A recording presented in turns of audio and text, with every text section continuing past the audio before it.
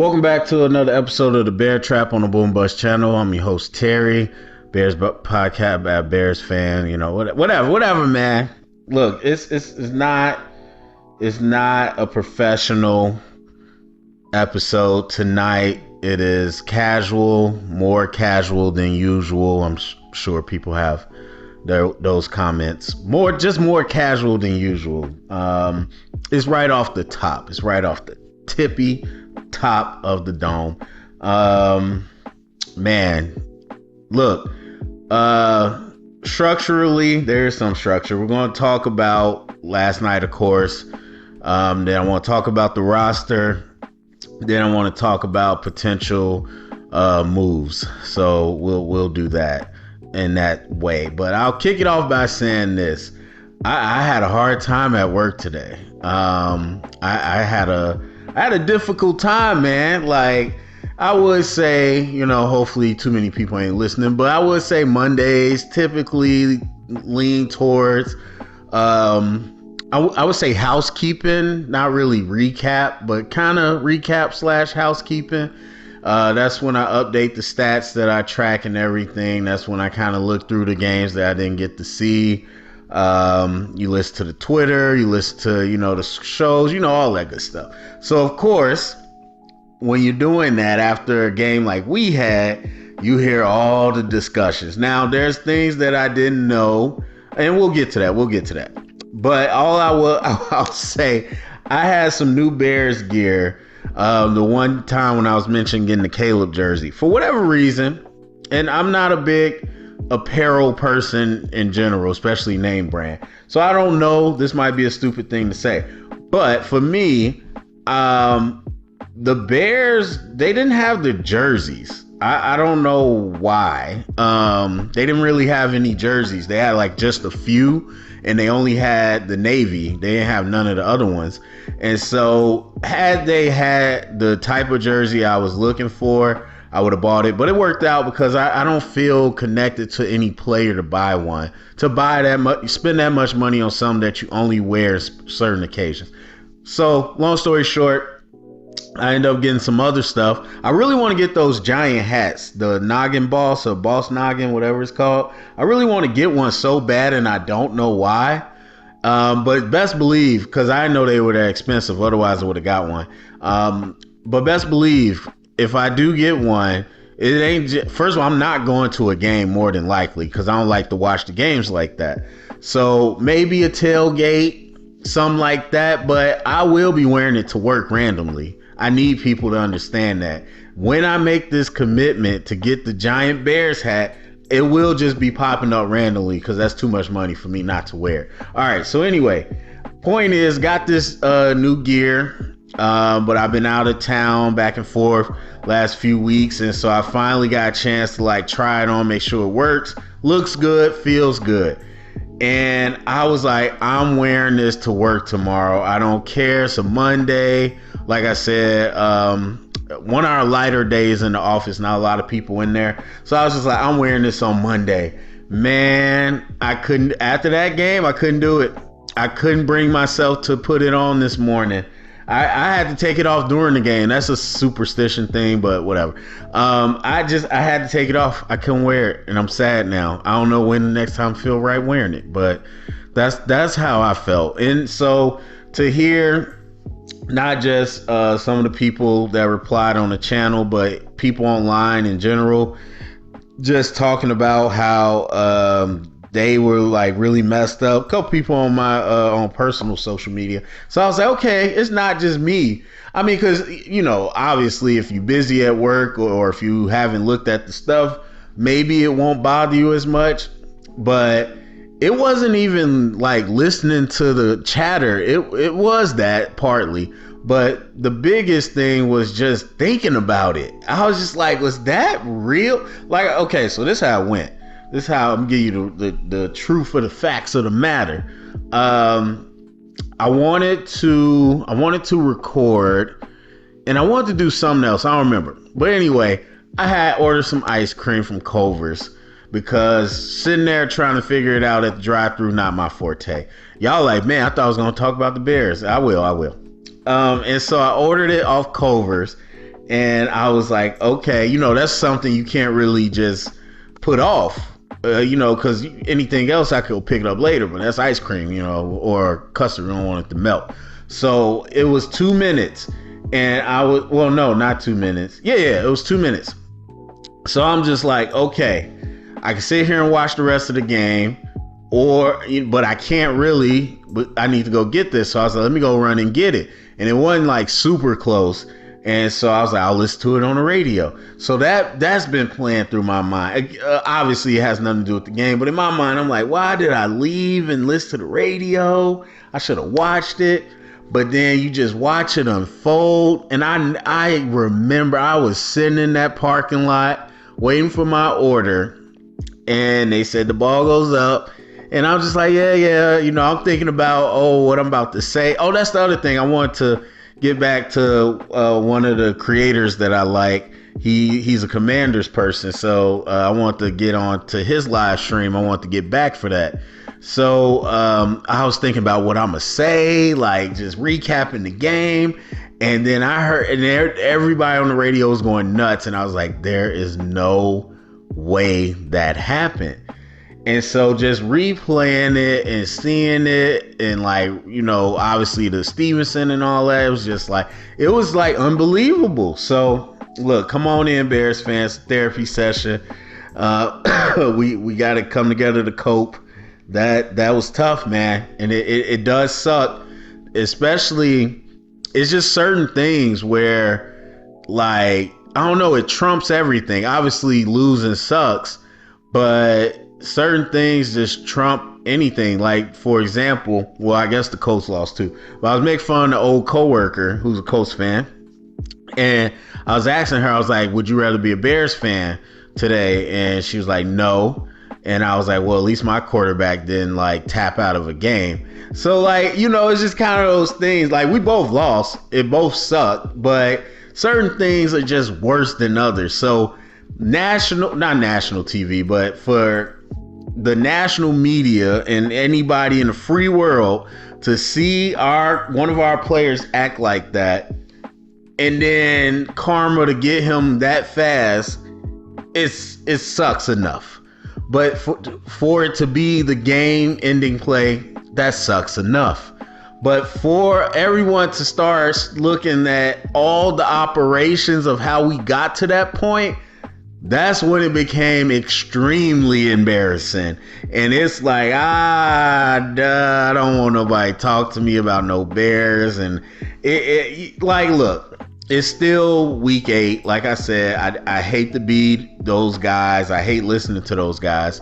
So I'm not going to be one of those guys to act like we can make definitive statements. Like I said in the community, there's numbers, there's probability for playoffs and all these different things, but injuries can completely change things fast. That's why I don't like to make big statements. But if you want to say we stay on the trajectory that we are in the NFL, this would be a pivotal game. Not only for the Commanders and the NFC East and what that does, but also obviously within our own division and everything of that nature. Because I think today was the first day they put up the playoff picture. And had we won, we would have been in the AFC more than likely. And that's just if the playoffs started today. But still, that just kind of gives you a snapshot almost halfway through. And so right now we're in the 9th, right outside of the wild card. So that just kind of shows you a bit of the margin of error. And you look across the league, the AFC is kind of cooked. I mean, again, unless injuries happen, it might not be a lot of moving and shaking, but in the NFC, it's pretty tight. I mean, you got the NFC West all bunched together with the same stats, or a record at least. You got the NFC East, which I think most people might believe the Cowboys could claw back. But right now, the Commanders being big in there, when people might have thought it was a one team race. The Commanders and Eagles are kind of turning the corner, so it's just it was a big loss. So anyway, let's get into it. 10 minutes later. So like I said last night in the community, real time, not even real time because I didn't watch it real time, but when I got back and saw, actually I know I pulled it up on Twitter when I was in the car, and so I saw that, then I got back and I saw it on TV. So pseudo real time, to me it was like, okay, the ball did not make it to the end zone. It obviously bounced backwards, so it must have ricocheted off someone. Like, it sucked, don't get me wrong, but I wasn't like furious like a lot of people, because I'm like, yeah, I mean, we gave up some extra yards, but still, which I agree we shouldn't have, but you know, still he underthrew the ball. And so I don't know that he ever was going to throw it into the end zone. It had to take us doing something wrong for them to score.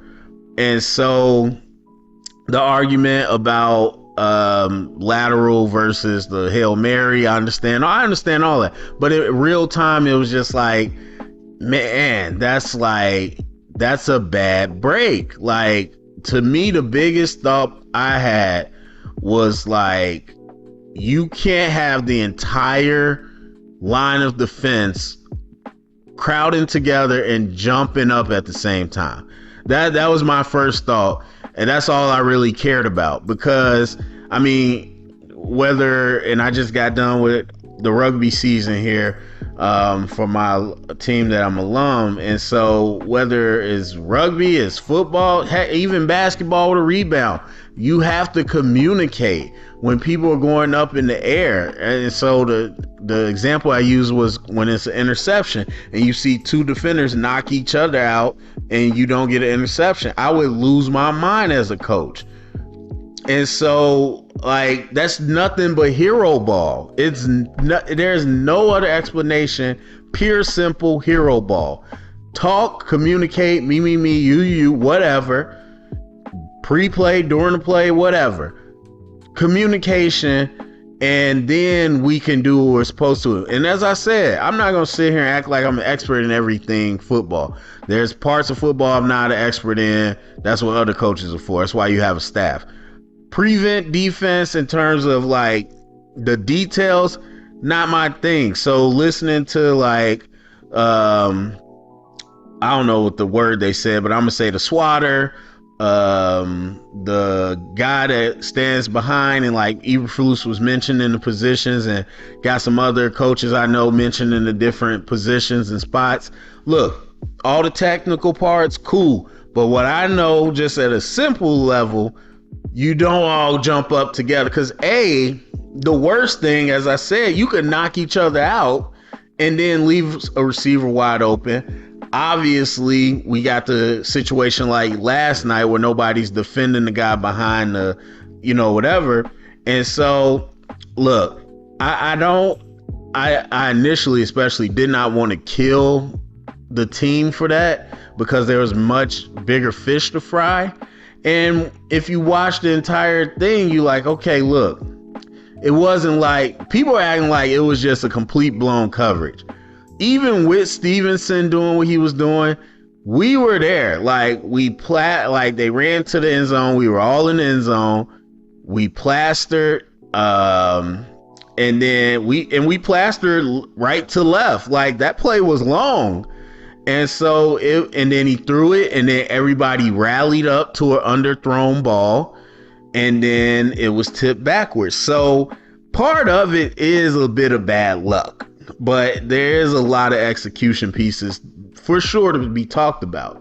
And so in the grand scheme of things, you think about the game and you like the hypotheticals. Okay, had we won, the truth of the matter is, had we won, and this is one reason that I was pretty much kind of defending the Bears today, or not the Bears, but Eberflus today, because like everybody's somebody's taking no accountability.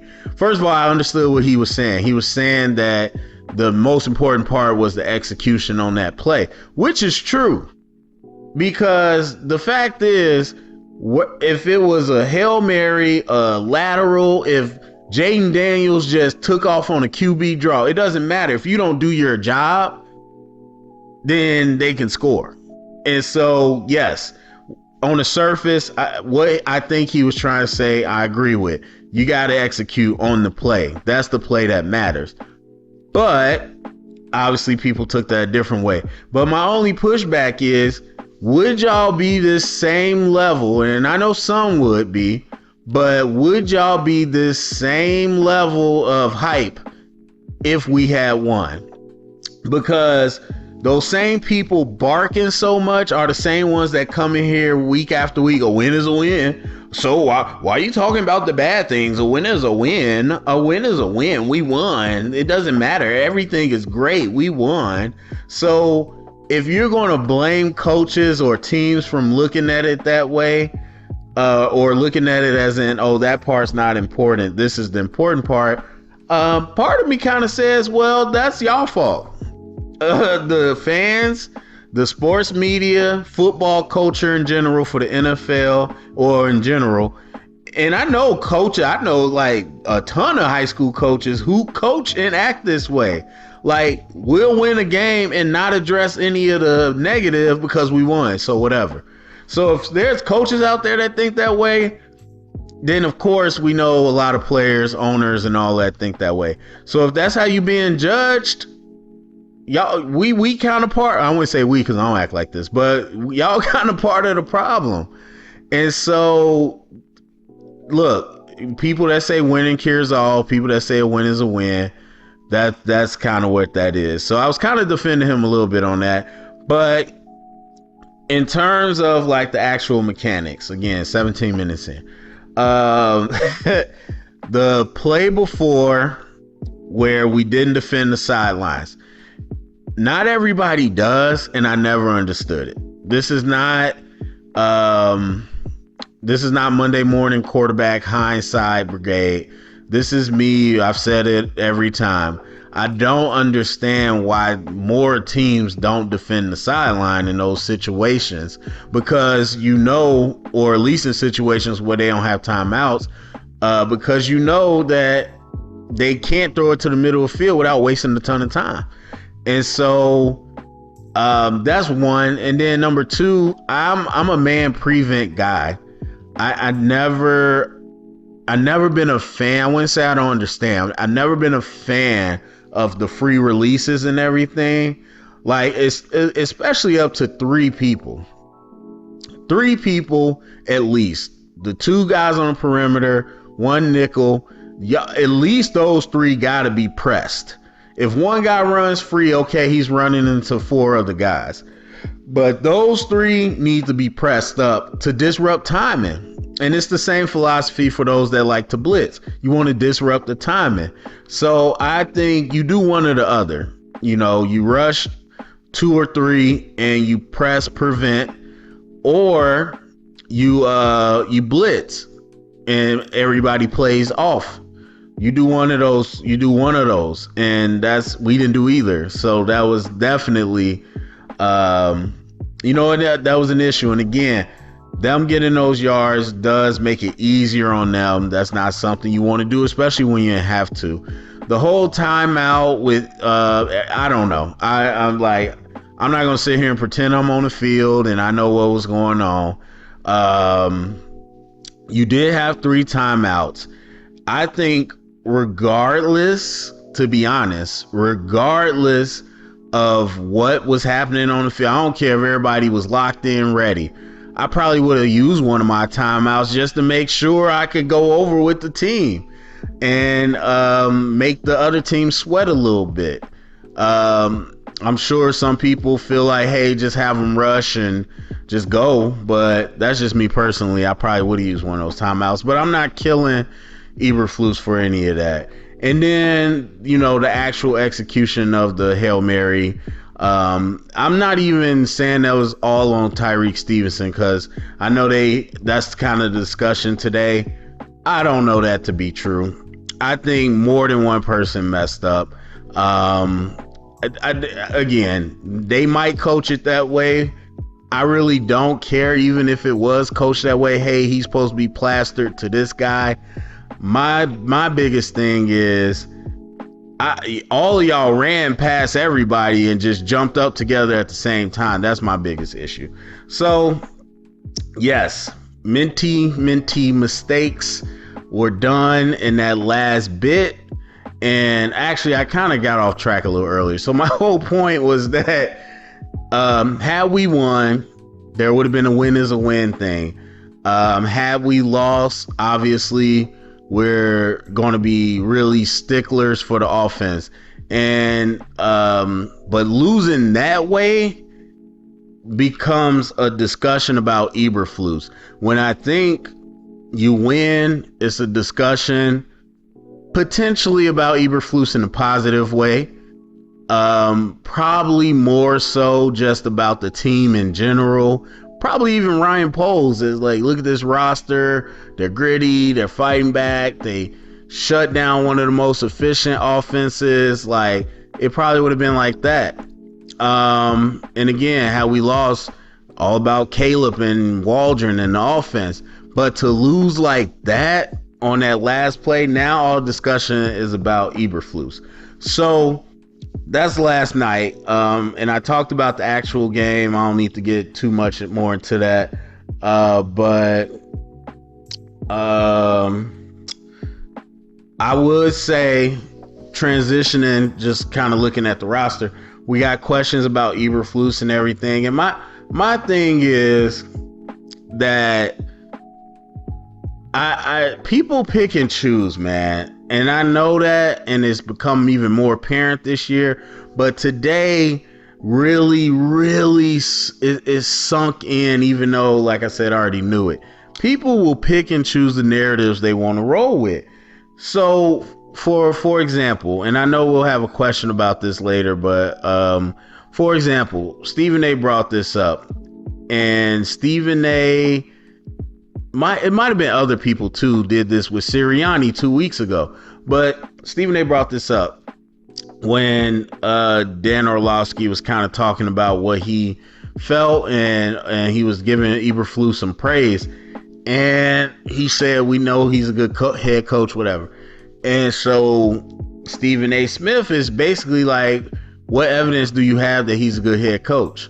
He said, what have you seen to tell you that? I don't know that he's a good head coach, blah, blah, blah. So he's going on. Then he says the defense is pretty solid, whatever. It was good last year. We know this. But head coach ain't just about being a coordinator. It's about the whole thing. And I sat there and I was like, so when did y'all ever say that about Dan Campbell?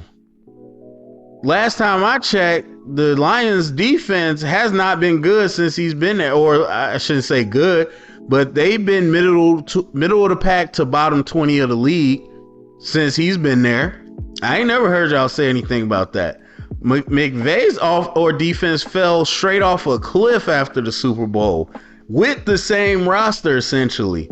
I ain't hear not a word about him and what issues he's had. The Packers have underachieved for like the last 3 years with a lot of talent with Matt LaFleur on defense.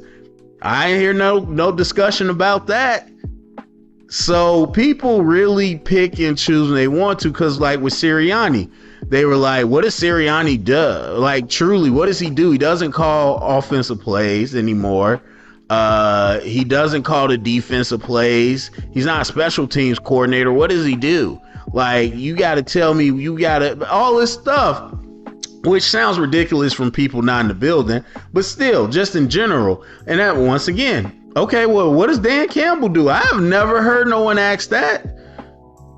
And as much praise as Ben Johnson gets, you have never heard, well, what does Dan Campbell do? This is Ben Johnson's team. You never heard that.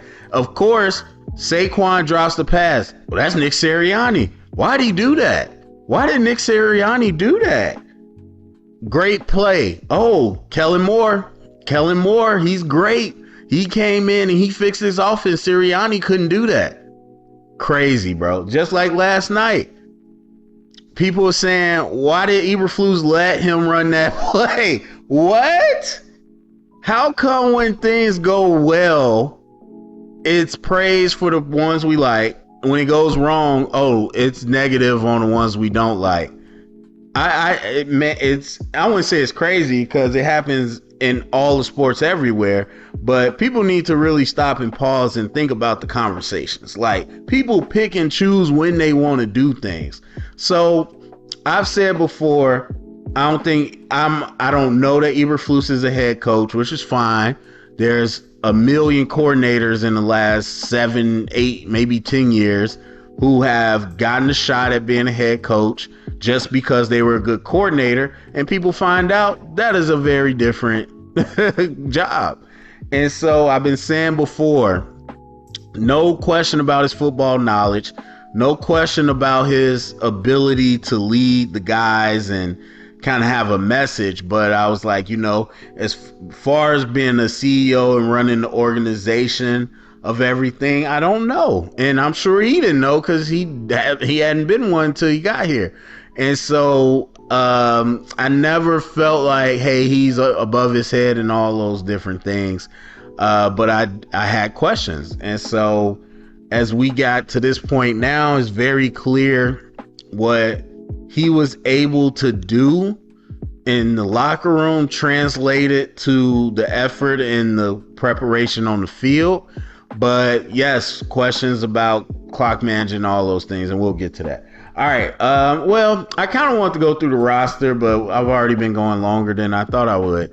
And people have more. I'm not going to lie. I did not think it would be this many comments by the time I got home and started recording. So I want to get to those. Yeah, let's skip that. We don't need to go over the roster. We kind of know what it is. Y'all know what I think about it. All right, so let's jump into some of these questions.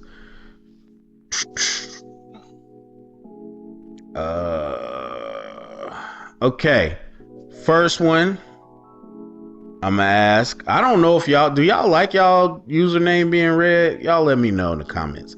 I'm gonna just say the question. Y'all could go to community, it's right there. All right, so do I think Caleb Williams has a high ceiling as a passer? And I think the answer has to be yes. I was kind of talking about this with a coworker today, where he just has this unique combination. And I don't mean unique as in like great necessarily. It's just different than you usually see. And I'm sure maybe there's a quarterback somewhere in the histories, but not that I've seen in my lifetime, where he doesn't have good anticipation, like I said. I don't think is necessarily terrible. I think it's on par with a lot of young quarterbacks where they're waiting to see it open before they throw it.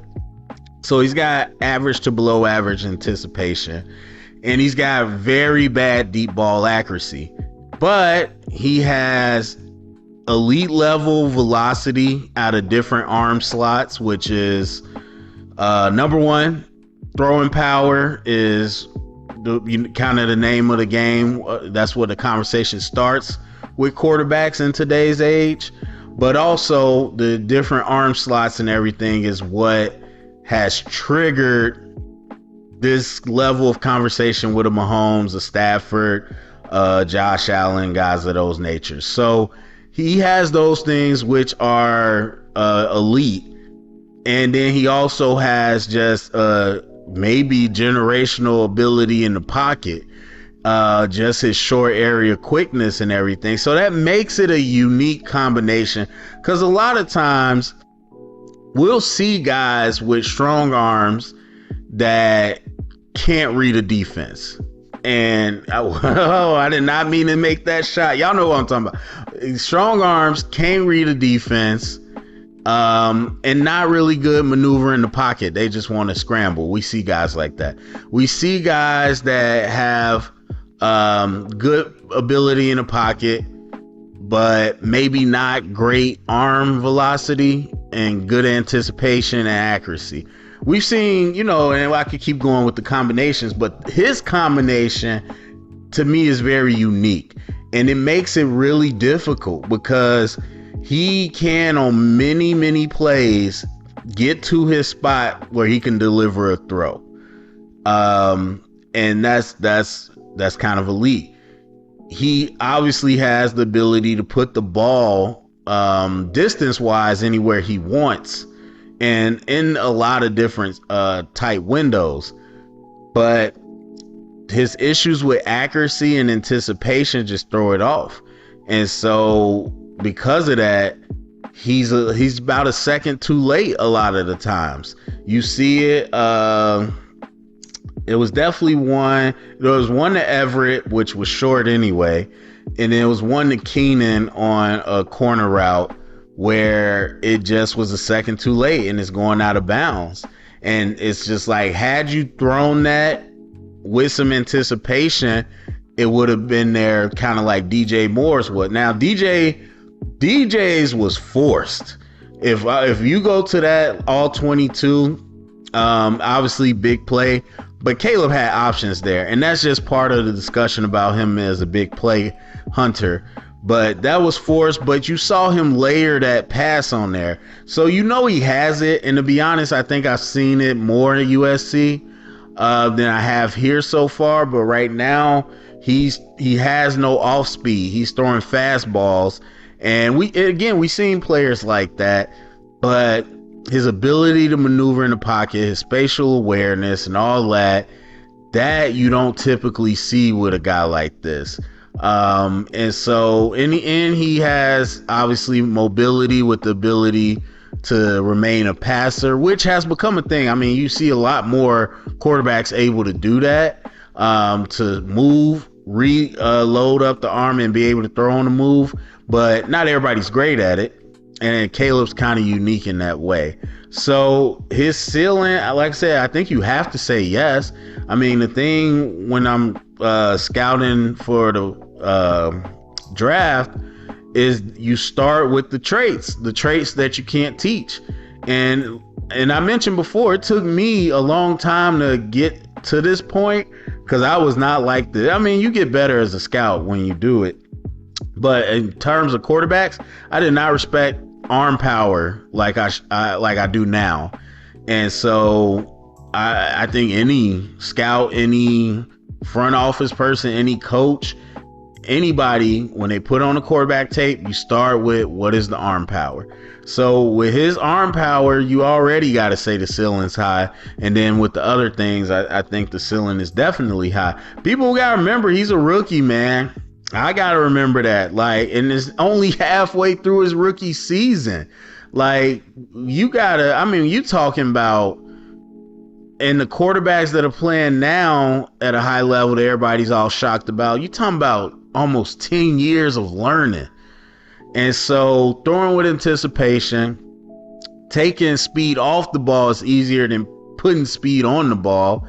And accuracy can get better, especially in this day and age. It's not guaranteed. It's not easy.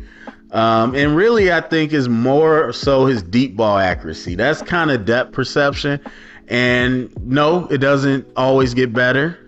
But his accuracy outside of that, I think, is pretty good. It's just about decision making. So I think his ceiling is pretty high. All right. So Eberflus, this, like I said, someone brought this up, I was going to mention, say, I don't think Eberflus is the right guy. If we made it to the playoffs, we'd likely be in a similar situation where the game would be close and we need to manage it properly. The Bears always seem to snatch defeat from the jaws of victory. Can you comment on Eberflus' record in close losses and how you feel the game was managed at the end? So I talked about how the game was managed at the end. And me and that user also went back and forth about it too. Main points, we agree. You got to defend the sidelines, or you defend in general on that third down. And then also on top of that, you just got to have a different plan. Like rushing 3 and a spy is, yeah. I don't want to go too long, but Look, I watched that and I'm like, okay, he's going to pick a side, or he's going to wait to see what side Jaden Daniels picks. He's going to rush backside, or he's going to rush front side, depending on where Daniels goes, and the rest of the D-line is going to rush backside. That's not what happened. It was a true spy, and we did it 2 plays in a row, and TJ Edwards was terrible at it. Honestly, even just as a regular spy, he was bad. He was just bad at that. So, yes, I agree there. In terms of the game management, now I'm not going to sit here and say he's great, but similar to the conversation I had earlier, who is great? Like, I don't know what it is people expect from head coaches, and I think it stems from the fact that people don't know what they do.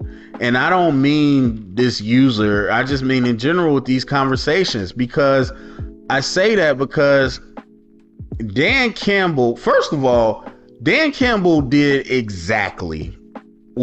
exactly, but almost exactly what Brandon Staley was doing in LA, and getting murdered for doing it. Absolutely murdered. Now, he had other issues, but people were going crazy over the 4th downs. Dan Campbell not only does that a lot, the same, but then he also completely gave away the NFC Championship game because of his decision making. Obviously, people got on Sirianni, even though he ain't the play caller. I'm pretty sure, like, up there in the records of like blown leads and all that good stuff is Kyle Shanahan, which he did obviously with the Falcons in that Super Bowl as the offense coordinator. But they've done a lot in San Fran. I don't know the exact parameter of that stat, but that's true too. And then oh man, it was another one. It was another coach that everybody highly touts that has some type of issue with that too. So look, I'm not absolving Eberflus, but what is it that people want to judge people on? Because this is what I'm saying. Like, okay, Robert Saleh, the defense is not playing well, and that's your specialty. Okay, that's a criticism. You got to go. Now it's Nick Sirianni, the offense is not playing well. You're not the offensive coordinator anymore. Okay. The offense still ain't playing well. Sirianni, what are you doing? Wait, y'all took away my duties. Why y'all blaming me? Oh, now it's about the whole team. What? Again, what about these other coaches? Okay, Eberflus, you got can you be a leader of men? Obviously, they listen to him. Are we the most disciplined team?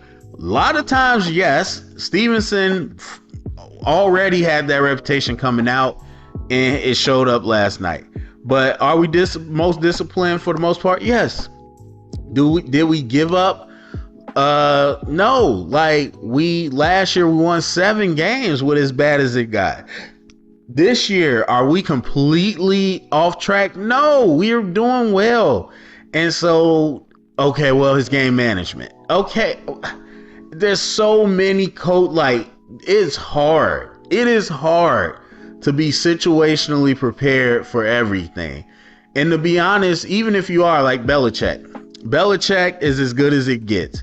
Now, I don't know the stats, but if you were to look at them relevant to situational football, his team's probably always the best. Did that save him from not having Tom Brady? Did that save him from offense that didn't have weapons? No. So it's just like, in my mind, the measure of a head coach tends to be, are you winning? And if not, we're going to find a reason to say you're bad. Not everybody's going to win. Last night was bad in terms of the Hail Mary and all that. Was bad for a lot of reasons. But as I said, I'm not firing a guy over that. I'm not, because look around the league and everybody's quote unquote favorites make a lot of bad decisions in situational football. So I think, you get to a close game, and I don't necessarily know, like, it's the same. I don't know. Some people make it seem like it's like a quarterback. Oh, it's close, I'm about to panic and just mess up. I don't necessarily know it's that, more so than it's just putting a priority on preparation. And some coaches do more than others. There's a reason Belichick stands out, not because they won all those Super Bowls, but because that was a part of his thing. And again, I think a lot of people don't understand the nuances that go into coaching a team and how much variance there is. A lot of people just kind of approach it, again, in a simplistic way. You won. Belichick, look, you got finite time, especially now, to practice. So what you choose to do with that practice time, live practice and meetings, that is part of your coaching philosophy. Belichick prioritized situational football. There are a ton of coaches that don't. And so I think a matter of preparing, obviously the experience of being in it, like I wouldn't say you don't, but if you've not been a head coach, it's just not the same. So you're talking about a guy in his third year. Like, it takes time, man. It takes experience. It takes time. And hopefully you get better with it. But in terms of me saying Eberflus isn't the right guy strictly off of game or not clock management, but like situational football, I don't know if I could go there. It's just so, matter of fact, Mike McCarthy is, I don't know if he's people's favorite, but he won a lot and he got a ring and he's been head coach a lot. Very, very, very notable bad situational football too. So I just think that's a thing, man. That is a thing. Like I said, last night is egregious. There's a lot of nuance and savvy in certain situations. Last night was a Hail Mary. It's called a Hail Mary for a reason. It should have been very unlikely they won. And it took a lot of bad execution on our part to lose, which is why last night in particular is such a bad negative light on everybody.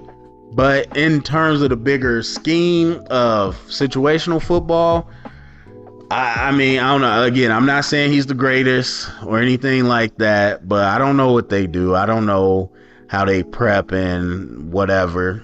And honestly, in a lot of times this season, that never has really come up. So, I mean, I think about it, and I know I'm going long on it, but I think about it similar to like Dak and this idea of money and everything. Dak or anybody else. Like, my thought, I literally was thinking on the way home, I was like, what if there's an anti-Dak?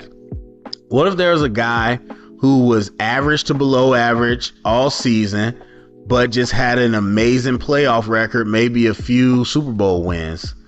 Like, and some people might call that Eli Manning, but I was like, what if there's the anti-Dak? Like, does he deserve money? Or you say, well, you never went in the playoffs, I'm not paying you. Well, you got 17 games to get to the playoffs. Like, it's just, I don't know, man. Like, what do y'all, what do we want? Okay, you coach well, you got the team where blah, blah, blah, but hey, you got a tendency in close games under 3 or whatever to not manage the clock right. So we're gonna throw everything else out and fire you over that. I don't know. I don't know. So that's my thoughts on that. If there was going to be a downfall of Ryan Poles, what would it be? What moves he's made or style of building roster would get him fired? I don't, at this point, I should say, there's nothing in terms of roster building that's going to get him fired. He got as lucky as you can get, almost as lucky as you can get in terms of the way the plan unfolded. To me, had you, and even to be honest, even if we didn't get like some of the luck of the draw, the plan was still going to work. Like, we readjusted our salary for a year to a point where we could tank and not have a good roster. And it netted us assets that we were able to build the roster. And so that's a rebuild. It's a rebuild. It's a tear down, all that good stuff. And yes, worked even better because of what the Panthers did. But, roster wise, I think he's safe because he it just worked out for him. Really, as a GM, it's just going to come down to how the team performs. Like, he honestly did his job. He's handing the baton off to Eberflus. So now it's up to them to take what he built and get some results. I should say in the Eberflus era, even though I think they should be together, but in the Eberflus era, I don't think there's nothing he could do to get fired.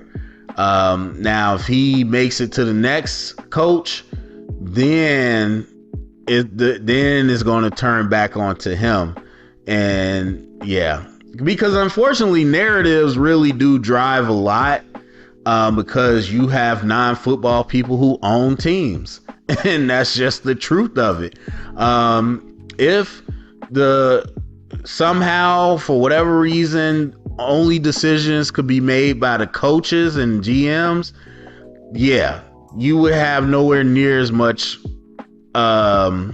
vitality that you got right now, because football people understand, but owners have become much more like the casual lame brain sports fans.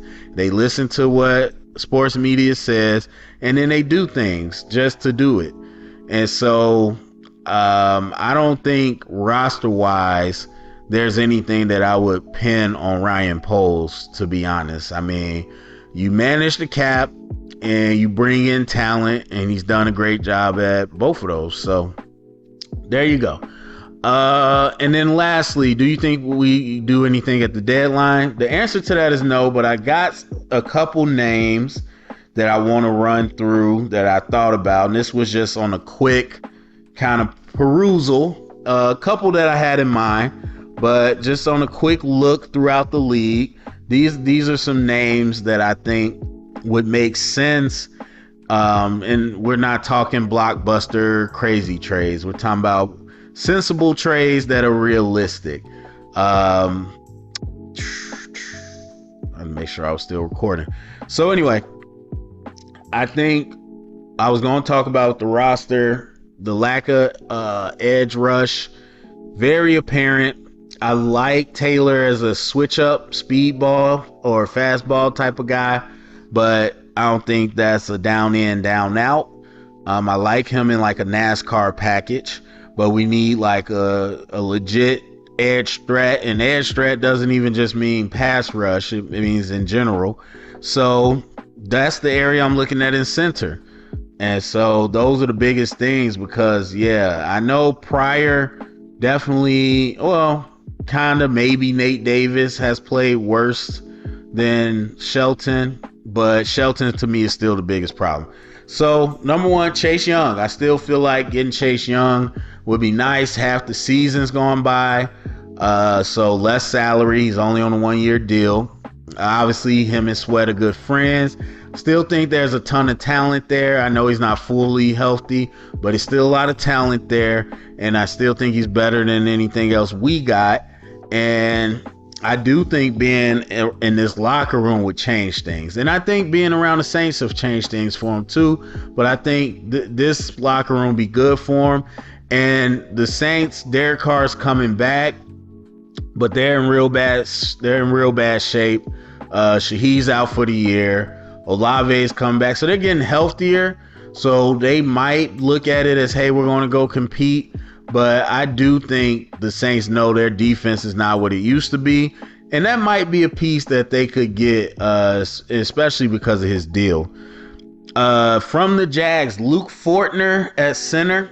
Now, Luke, I want to say, yeah, Mitch Morris is there from the Bills. And so, but Luke has been starting there since he was a rookie. And obviously he's not starter level, but he has starter experience.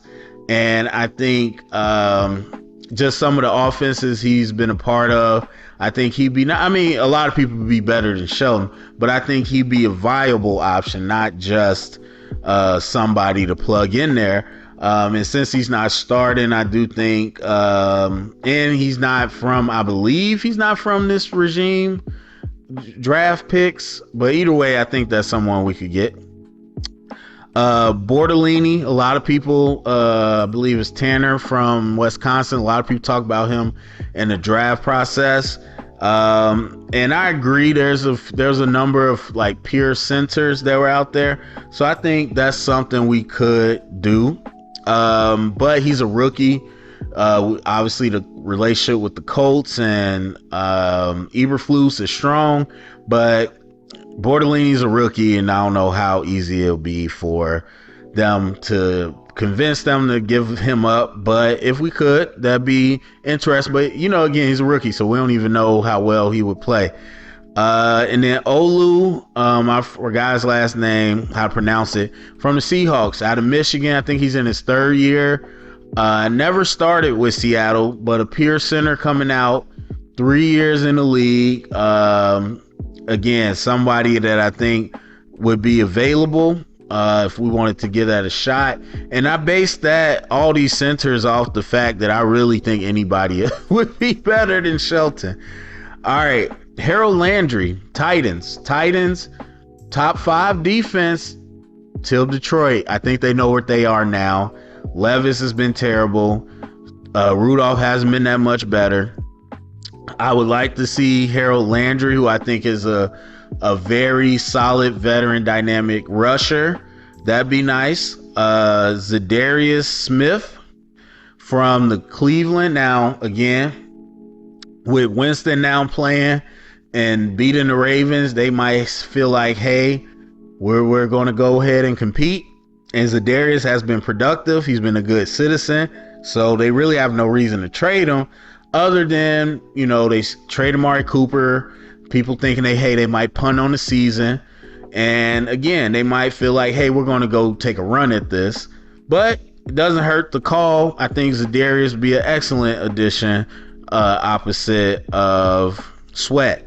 And then one that I'll throw out there that's definitely, I wouldn't say a curveball, but a little bit of a shot in the dark. Josh Jones from Baltimore, offensive tackle. I believe he was drafted by the Texans. He played for Houston University of Houston, and I thought he had a lot of talent coming out. He played sometime with the Texans, but obviously, didn't stick around. I thought they were bringing him in to start this year, but he ended up being a backup for Ronnie Stanley. But the thing is, they got 4 tackles. Now, one of their backup tackles is also like an interior. But overall, they got 4 tackles on the depth chart. Obviously, they haven't had to use Josh yet. But the thing that I like is if you bring Josh in, especially Braxton's only supposed to be out like a week or two, so that's fine if you leave Braxton at left. But if you want to really shake it up, I think Amagaji on the right side, Josh Jones at left tackle, and then Darnell Wright into right guard. I think that would make some real interesting moves. Obviously, that'd be I don't know that they'll pull that off in the midseason, because you got to figure out, can Josh play full-time better than our starters? Then you got to find out, can Darnell Wright play guard, which I think the answer is yes. Can Amagaji play right tackle? Again, I think the answer is yes. But hey, again, shot in the dark. I don't think any of these moves are going to happen, but those are the names that I would throw out there just off my quick glance. So that's it, man. We talked a lot. I got to get these bets in. Bears fans, I know, man, it sucks to lose that way. The implications, the way we lost, it's all types of things out there. But go to comment section. Let me know what's kind of standing out to y'all. I think everybody has really reviewed the last, plays. We reviewed the game, and we understand. We understand there's a lot of mistakes. But I still think there's hope. I think there's still hope what we could do this season. So I've just been talking too long. Y'all go hit the comment section. Let me know. Share it around. Get the conversation started. Thumbs up, subscribe, and remember, stay up and bear down.